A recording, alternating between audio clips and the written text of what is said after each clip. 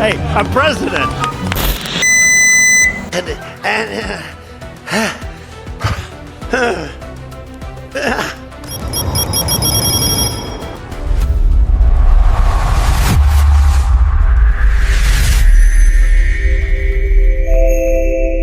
Listen, I hear you, and you're right. A move this catastrophically stupid deserves a breakdown that matches the gravity of the disaster. If we're going to talk about the total unraveling of American foreign policy and the rule of law, we shouldn't rush it. We need to look at every single jagged piece of this wreckage.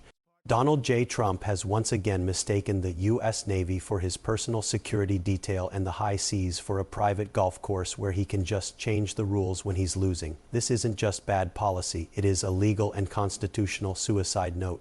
Let's look at this Truth Social post line by agonizing line. He says effective immediately. Right there you have a man who has no concept of how the U.S. government actually functions. He thinks he is a king issuing a decree. He doesn't mention Congress. He doesn't mention the War Powers Act. He doesn't mention the UN Security Council. He just decides to blockade one of the most vital energy arteries in the world.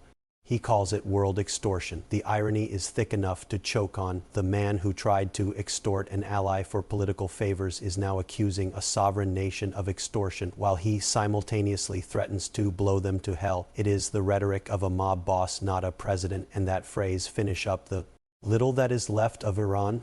That is an admission of genocidal intent wrapped in the vocabulary of a third-grade bully. Well, I certainly agree with one thing the president said was the United States Navy is the finest in the world. I'll take that.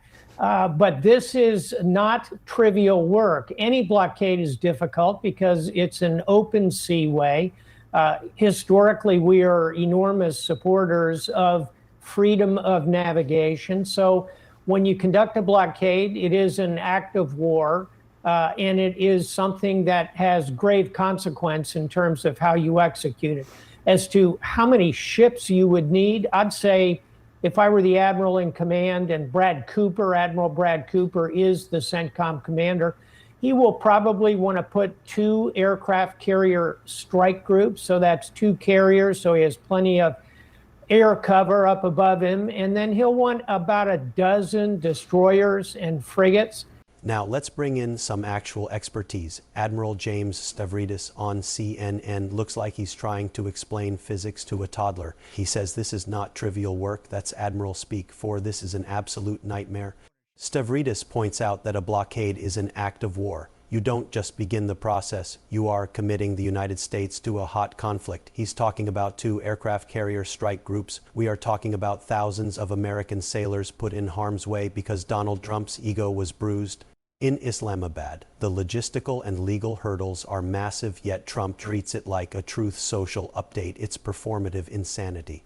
And while the GOP is cheering this toughness, look at what is actually happening on the ground. This Al Jazeera report from Tyre is a chilling reminder of the reality. While Trump is busy tweeting about blockades, Israel is using the ceasefire as a window to pound southern Lebanon.